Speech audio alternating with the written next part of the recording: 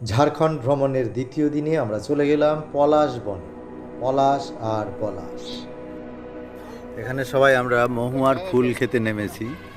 দেখুন, বিভাসদা মহুয়ার ফুল খাচ্ছে। ওই যে ওদিকে বিশ্বজিৎ দা খাচ্ছে।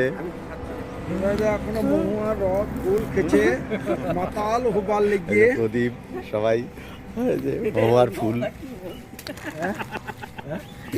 মহুয়া ফুলের সুস্বাদু রস আমরা খেয়ে আমরা এবার চলে এসেছি খান্ডুলা ড্যাম এবং খান্ডুলা পাহাড়ে। এই দেখুন, এটা খান্ডুলা পাহাড়, একটা ন্যাড়া পাহাড়, কিন্তু তার সৌন্দর্য অসাধারণ।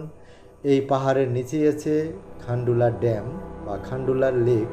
তারও রূপ খুবই সুন্দর, চারিদিকে অনুচ্চ টিলায় ভর্তি। আর এই পাহাড় এবং খান্ডুলা লেকের পাশেই রয়েছে একটা সুন্দর খান্ডুলা পার্ক। খান্ডুলি বা খান্ডুলা পাহাড় পার্ক বা উদ্যান এবং জলাধারের পাশে একটি বাঁধের মতো অংশ রয়েছে। এই অংশটায় ঘুরে বেড়াতে বেশ ভালোই লাগছিল। আমরা যে লেকের ধারে অনেক সময় হেঁটে বেড়ালাম, আর লেকে ছিল বোটিংয়ের সুব্যবস্থা। আমাদের হাতে সময় কম ছিল জন্য আমরা বোটিং করিনি, তবে বোটিংয়ে বেশ কিছু স্পিড বোট ঘুরে বেড়াচ্ছিল।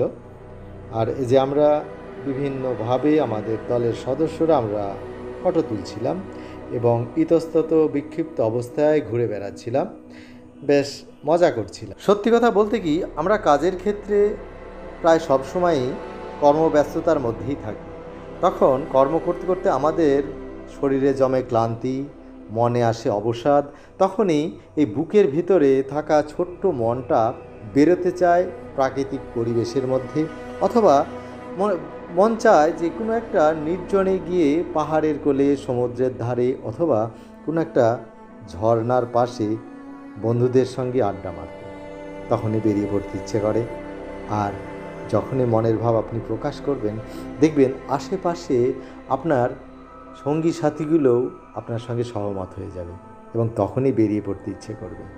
আর এরকম প্রাকৃতিক পরিবেশ পেলে তো কোনো কথাই নেই, বেশ দারুণ কেটে যাবে দু একটা দিন। তবে সবার আগে আমাদের পরিবারের কথা অবশ্যই ভাবতে হবে।